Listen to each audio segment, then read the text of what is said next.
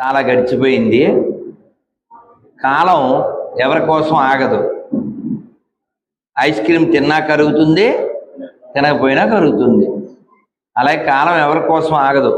మనమే ఏదో స్కెచ్లు వేస్తూ ఉంటాం, ఏదో ప్లాన్లు గీస్తూ ఉంటాం. అప్పటికి వస్తుంది ఏదో పొందుతాము అని అనుకుంటూ ఉంటాం. కానీ భగవంతుడు చెప్తాడు భగవద్గీతలో, చెప్పడమే నా వంతు, వినకపోతే నీ కర్మ. చెప్పడం నా ధర్మం. తన వెనకాల ఎవడో మాట్లాడుతున్నాడు, అది కూడా ఫోన్లో అనుకుంటా. బయటికి పోండి ప్లీజ్, మీరు లేకపోతే మా ఇంట్లో మాట్లాడండి, నాకు అభ్యంతరం లేదు. అర్థమైందా? అనా మనం మంచోళ్ళం, అది మన దేశానికి చాలా ప్రమాదం అయిపోయింది. మంచోళ్ళు ఉండకూడదు. మంచోళ్ళు ఏమవుతుందంటే అందరితో మంచోళ్ళు అనిపించుకోవడం కోసం అందరినీ ముంచేస్తుంటారు.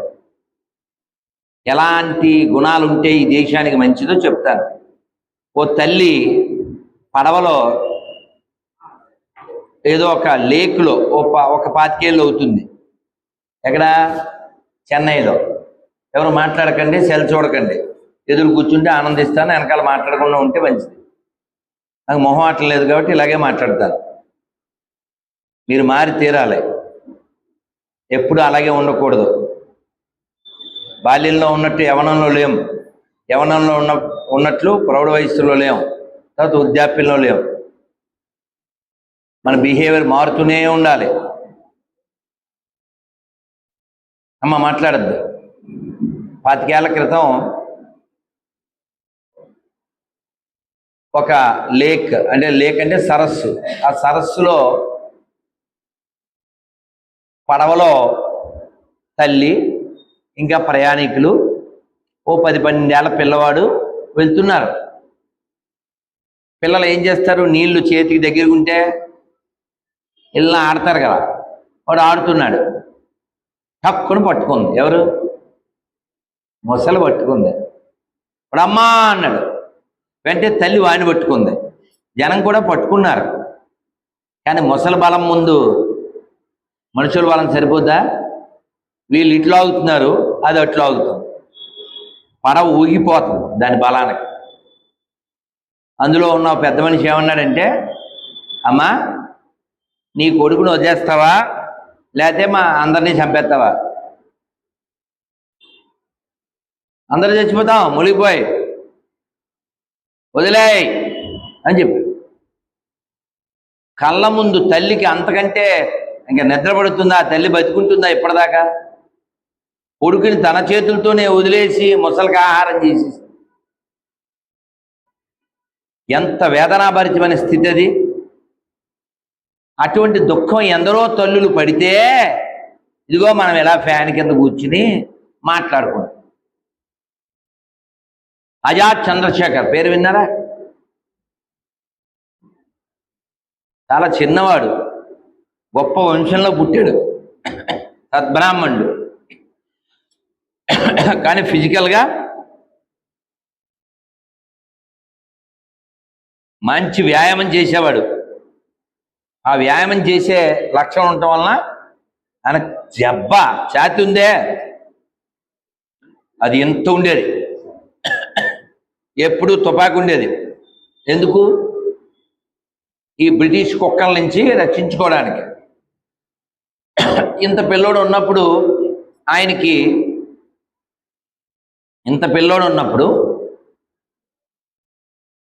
ఆయన పోలీసులు పట్టుకున్నారు, కోర్టుకు తీసుకెళ్లారు. నీ పేరేంటి అన్నారు. వందే మాతరం అన్నాడు.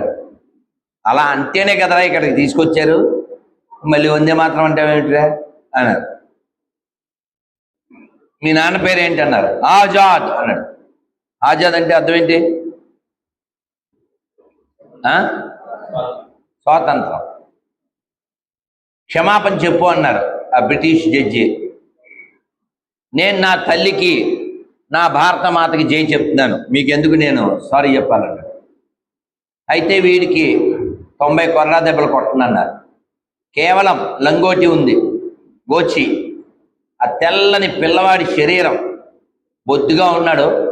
ఆ కొరడా దెబ్బలకి తోలు ఊడిపోయి రక్తం వచ్చి పడిపోయాడు. మళ్ళీ జైల్లో పెట్టారు. ఇంటికి వచ్చాడు. అమ్మో వీళ్ళతో ఇంక పెట్టుకోకూడదు, వీళ్ళకి వినయంగా ఉందాం అని అనుకున్నాడా మన పొట్టివాడిలాగా? అలా లేడు. నా ప్రాణం పోయినా సరే నే భరతమాత కోసమే జీవిస్తాను, నే భరతమాత కోసమే మరణిస్తాను అలా అనుకుని జీవించాడు. 29 ఏళ్ళేమో. ఈయన ఒక పార్కులో ఉన్నాడని మనలో ఉండే కుక్కలు కొన్ని ఉంటాయిగా, దేశద్రోహ కుక్కలు. అంటే ఇప్పుడు పార్టీ కుక్కలు, కులం కుక్కలు ఎలాగా, అలాంటి కుక్కలు అన్నమాట. ఈయన ఇక్కడ ఉన్నాడు అని చెప్పారు. ఈ బ్రిటిష్ వాళ్ళు చుట్టుముట్టారు. ఆయన వీలున్నంత మట్టికి కాల్చాడు. ఒక్క గుండు మాత్రం ఎప్పుడూ ఉంచుకునేవాడు. ఎందుకని? నేను వీరి చేతుల్లో చనిపోకూడదు. మరి ఎవరి చేతిలో చనిపోవాలి? నేను వీరమరణం పొందాలి, ఈ నీచుల చేతుల్లో నేను చావకూడదు అని. ఇక తప్పించుకునే మార్గం లేదు, వాళ్ళ చేతిలో చావకూడదు. అందుకని భరతమాతకి ఆ మట్టికి దండం పెట్టి, అమ్మా నేను మళ్ళీ మళ్ళీ నీ కడుపులోనే పుట్టాలి, నీ కడుపులోనే చేరాలి, నీ కోసమే జీవించాలి, నీ కోసమే మరణించాలి అని అమ్మకి దండం పెట్టి ఆ మట్టి నుదుటిని రాసుకున్నాడు. ఆ తుపాకీ కణతకి పెట్టుకుని కాల్చుకున్నాడు. అలా అమరుడైపోయాడు. వాళ్ళ అమ్మగారిని వాళ్ళ స్నేహితుడు చెప్పాడు, ఒరే నేను ఎప్పుడైనా మరణించవచ్చు, మా అమ్మని జాగ్రత్తగా చూసుకో. ఆ తల్లిని అందరూ ఎన్నో తోలనాడారు. ఆవిడ పాప ఏదో పల్లెటూరుకి తీసుకెళ్ళి వాళ్ళ స్నేహితుడు చూశాడు. కానీ అలా మరణించినటువంటి ఎందరో స్వాతంత్ర వీరుల తల్లులు ఏమయ్యారు, వాళ్ళ అక్కలు ఏమయ్యారు, వాళ్ళ నాన్నలు ఏమయ్యారు? మీకు తెలుసా, ఈ బ్రిటిష్ క్రైస్తవ కుక్కలు మన దేశంలో ఈ స్వతంత్రం కోసం పోరాడినటువంటి వాళ్ళని కోట్ల మందిని చంపేశారు. ఫెమైన్ అంటారు, అంటే కరువు. అది కూడా ఆర్టిఫిషియల్గా సృష్టించారు. అంటే బియ్యం 40 బస్తాలు పడింది అనుకో, 35 బస్తాలు వాడు పట్టుకుపోయాడు లండన్కి. ఇక్కడ వాళ్ళు ఏం తింటారు? కరువు కరువు కరువు. అలా కనీసం 30 మిలియన్స్ మంది ఏమో చనిపోయారు, అంటే 3 కోట్ల మంది. వీళ్ళు ఉరేసింది 6 లక్షల మంది అధికారికం, ఇంకా అధికారం కానికి ఎన్నో. జలియన్ వాలాబాగ్ పేరు విన్నారా? ఫైర్ అనగానే కాల్చేశారు. ఒక్క గంట లోపులో 2-3 వేల మంది చచ్చిపోయారు. నేను వెళ్ళాను అమృత్సర్, నన్ను గంట కొట్టద్దని చెప్పాను, లేకపోతే గంటకి తాడు కట్టేసేయండి. మనం పెర్ఫెక్ట్ అవ్వాలి అనే ఆలోచన ఉంటే భగవంతుడు హెల్ప్ చేస్తాడు. మనం విజయం పొందాలి అనుకుంటే భగవంతుడు హెల్ప్ చేస్తాడు. మనం ఏదోలా జీవించడానికి అలవాటు పడిపోయాం. నాలాంటి వాడి కంఠశోష. కానీ ఇప్పుడు ఈ నూనె దిక్కుమాలింది కాబట్టి నాకు దగ్గు వస్తుంది. ఎందుకు దగ్గు వస్తుందా అని ఆలోచిస్తున్నా. మనం ఎక్కడో కొంటాం, సుఖీభవ, తొందరగా పోతావరా బావు. దీపారాధన నూనె, ఇందులో ఏమేస్తాడో తెలియదు. అందుకని మీకు దండం పెడుతున్నా, ఈ కొనకండి. కొబ్బరి చెప్పులు బోల్డ్ ఉంటాయి, మనకు ఒళ్ళు బద్ధకం. ఆ కొబ్బరి చెప్పులు కొట్టి ఓ బాధ్యత తీసుకోండి. ఎవరో ఒక తల్లి, అన్నీ పూజారి గారే చెయ్యాలి, వాళ్ళ ఆవిడే చెయ్యాలి అనుకోకండి.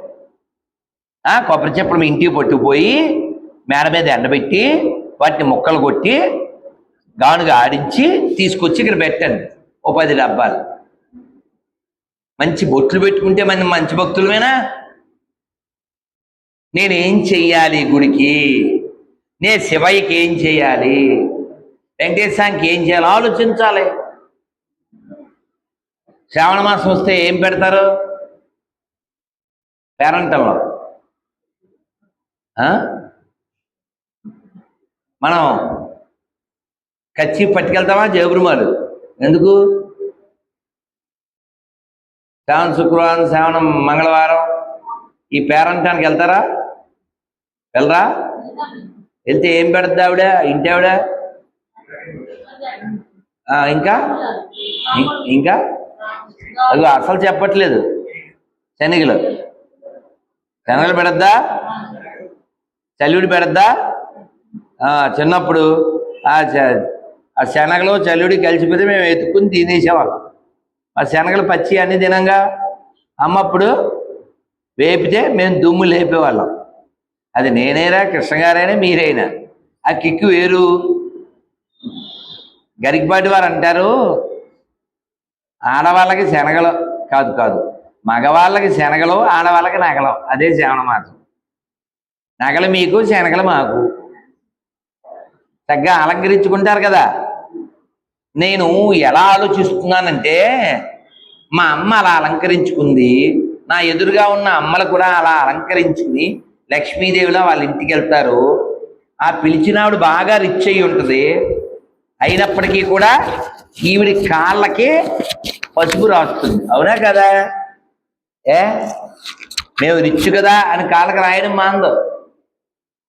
ముత్తైదులందరికీ పసుపు రాసి పొట్టు పెట్టి జాకెట్ కొట్టించి వాయనం ఇచ్చి ఇచ్చినమ్మా వాయనం. అసలు ఎంత గొప్ప సంస్కృతిది. కానీ హిందువులు తగ్గిపోతే ఇవన్నీ ఉంటాయా? గుడి ఉంటుందా? మంత్రం ఉంటుందా? పూజ ఉంటుందా? నగలు ఉంటాయా? శనగలు ఉంటాయా? హారతి ఉంటుందా? దీపం ఉంటుందా? కాబట్టి ఇటువంటి పరిస్థితి మనకు రాకూడదంటే ఏం చేయాలి? మనం స్ప్రైట్ తాకూడదు, కానీ స్ట్రైట్గా ఉండాలి. నా కళ్ళు మంచి కళ్ళురా. మా అమ్మ ఉంటే ఫోన్ చేసి చెప్పేది, స్ప్రైట్ కాకపోతే పర్వాలేదు, వాటర్ అయితే మ్యాటర్ కాదు, స్ప్రైట్ అయితే తాకు, టాయిలెట్ కడుగు. ఎందుకు చెప్తున్నానంటే, మనం దేవుని మీద ప్రేమ ఉంది అంటే ఎటువంటి ప్రేమ ఉండాలి? కన్నప్పకు ఉన్నంత ప్రేమ ఉండాలి. కన్నప్ప ఏం చేశాడు? శివుడి కంటిలోంచి రక్తం వస్తుంటే తన కళ్ళు పెరిగి పెట్టాడు. కొంతమంది మాంసం తినేవాళ్ళు ఏమంటారంటే, కన్నప్ప మాంసం తిన్నాడు కదా, పెట్టాడు కదా, మేము శివభక్తులం, మేము తింటాం అంటుంటారు. కన్నప్ప కళ్ళు పీకాడు, నువ్వు కనీసం పైన వెంట్రుకలు పీకుతావా? కన్నప్పతో నీకేంటిరా పోలిక? నువ్వు కన్నాలప్పవే. అవునా? కాబట్టి మనం పోల్చుకోకూడదు. దాని ఇమిటేషన్ అంటారు. దానివల్ల వచ్చేది ఇరిటేషన్. మేము ఇక్కడికి వచ్చింది మీకు ఇవ్వడానికి ఇన్విటేషన్. మేము ఎందుకు వచ్చాం ఇక్కడికి? మిమ్మల్ని అందరూ పిలవడానికి వచ్చాం. ఎక్కడ పిలవాలనుకుంటున్నాం? ఏకశిలా నగరం ఎక్కడుంది? అది వరంగల్లో కాళోజీ కళాక్షేత్రంలో ఈ నెల 28వ తేదీ మన అభయ హిందూ సేన ద్వితీయ వార్షికోత్సవం. దీని ప్రథమంగా దీన్ని కనకదుర్గమ్మ అమ్మవారి పాదాల దగ్గర కృష్ణా తీరాన విజయవాడలో ప్రారంభించాం. అలాగే ప్రథమ వార్షికోత్సవం తిరుపతి వెంకన్న పాదాల దగ్గర చేసాం పోయినేడాది. ఇప్పుడు భద్రకాళి దగ్గర భద్రంగా ఉంటుందని సిద్ధమైపోతున్న హిందువుల జీవితాలు భయం లేకుండా గడవాలని, భయం లేని హిందువుల్ని తయారు చేయాలని మన యొక్క సంస్థ సంకల్పించింది. అందుకే ఇది ప్రారంభించింది. మనం చాలా ఎదిగితే తప్ప మనం వచ్చే తరాలని కాపాడుకోలేం. మనం చాలా నిర్లక్ష్యంగా జీవిస్తున్నాం. మన ఆడపిల్లలను రోజు ఎత్తుకుపోతున్నారు, మన మగపిల్లలను చంపేస్తున్నారు. అయినా కూడా మనం పోయి ఉమ్ము ఉత్సా కలిపినోడి దగ్గర కొంటున్నాము, తింటున్నాము, వాడిని బయ్య అంటున్నాము అంటే మన గొయ్యి మనమే తవ్వుకున్నట్టు కదా. ఇప్పుడు ఇక్కడ ఉన్న వాళ్ళు చిన్నపిల్ల కదా, తల్లి రారా సహస్రా. బాలవాక్కు బ్రహ్మవాక్కు, మా శాస్త్ర చెప్తే మా అమ్మవాక్కు. ఏం చదువుతాం? 6th. ఇప్పుడు నీకు ఎవరైనా ఆ ప్లేట్లో ప్రసాదం పెడతారు. ఇప్పుడు మీ ఇంట్లోదే కాబట్టి నువ్వు ఇంట్లో తింటావు అనుకో, ఇక్కడ తినవు. కానీ ప్రసాదం అందులో పెట్టాక నీకు చాలా ఆకలిస్తుంది, తిందామని అందులో చేయి పెట్టావు. ఎవడో గొట్టంగాడు వచ్చి మరకగాడు అని పూసాడు, ఉమ్మేశాడు. తింటావా? తింటావా? కొట్టండి చప్పట్లో. ఉమ్మేస్తే తినకూడదా? అసలు ఆ అన్నంలో ఉమ్మేయచ్చా? ఎందుకు వేయకూడదు?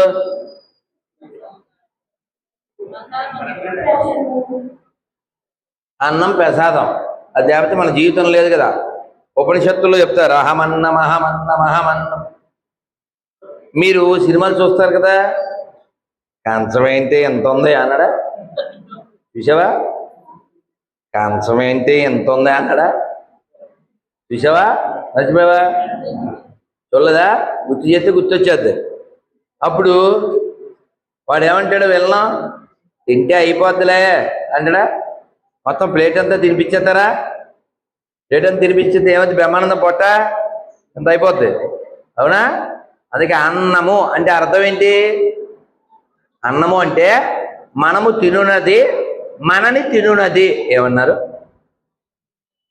మనం తింటాం, అది తెలుసు. అది మన ఎలా తింటది? ఎక్కువ తింటే ఏమవుద్ది? హాస్పిటల్కి వెళ్తామా? పొట్టెప్పొద్దా? పట్టుకోయాలా? అవునా కదా? అందుకని అన్నం ఎంత కావాలో అంతే తినాలి. స్నేహం ఎవరితో ఎంత చేయాలో అంతే చేయాలి. బాగా పూసుకోకూడదు. పూసుకుంటే వాడు కోసుకుని మీ అమ్మాయిని తీసుకుని బుధాన్ని వేసుకుని వెళ్ళిపోతాడు. ఇప్పుడు ఇప్పుడు చెయ్యిలా పట్టమ్మా, పిల్ల చెయ్యిలా పట్టు.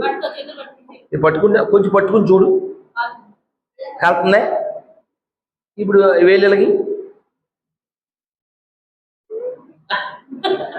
కానీ మీ చోట్ల కృష్ణ గారు ప్రయోగం చేస్తున్నా.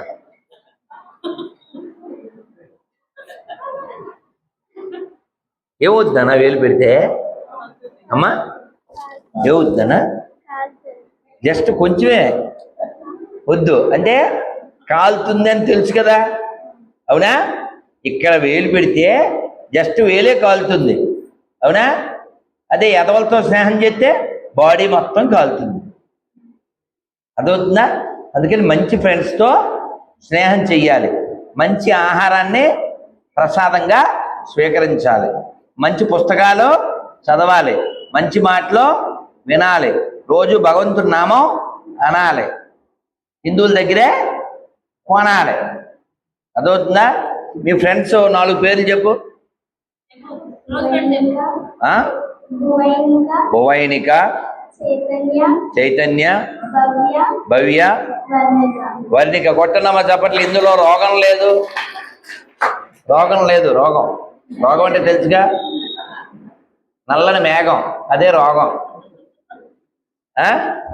వారు ఎవరికి పడితే వారికి భాగం, వారి జీవితం అంతా భోగం, వాళ్ళు మగవాళ్ళు చేసేది ఆగం. అందుకని మంచి ఫ్రెండ్షిప్ చేయాలి.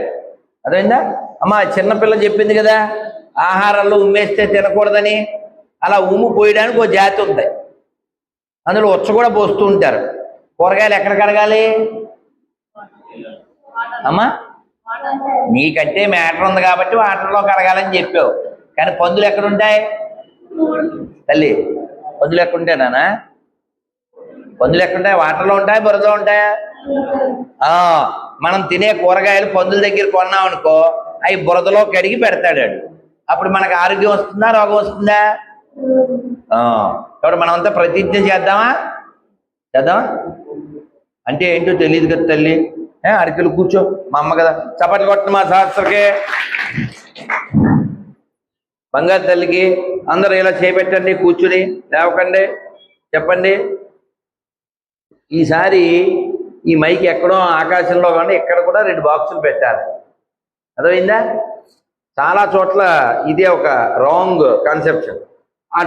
వినేవాడు ఎవడో ఉండడు బయట, వినే వాళ్ళకేమో అసౌకర్యం. అలా ఉంటుంది మనకు. ఏదో 2 బాక్సులు పెట్టాలి నాన్న, రైట్. ఈ భారతదేశంలో, ఈ హిందూ రాష్ట్రంలో, ఈ ఆర్యావర్తనంలో, ఈ ధర్మభూమిలో, ఈ కర్మభూమిలో, ఈ పుణ్యభూమిలో, ఈ వేద భూమిలో, ఈ ఋషి భూమిలో, ఈ దేవభూమిలో హిందూగా జన్మించిన నేను, హిందూగా జీవిస్తున్న నేను హిందువుల దగ్గరే కొంటాను, హిందువుల దగ్గరే తింటాను, హిందూలాగే ఉంటాను. భారత్ మాతాకి. అర్థమైందా? పండ్లు కానీ పూలు కానీ. ఒరే కన్నయ్య ఎలారా, వాడి పేరేమిటి? ఏం పేర్రా?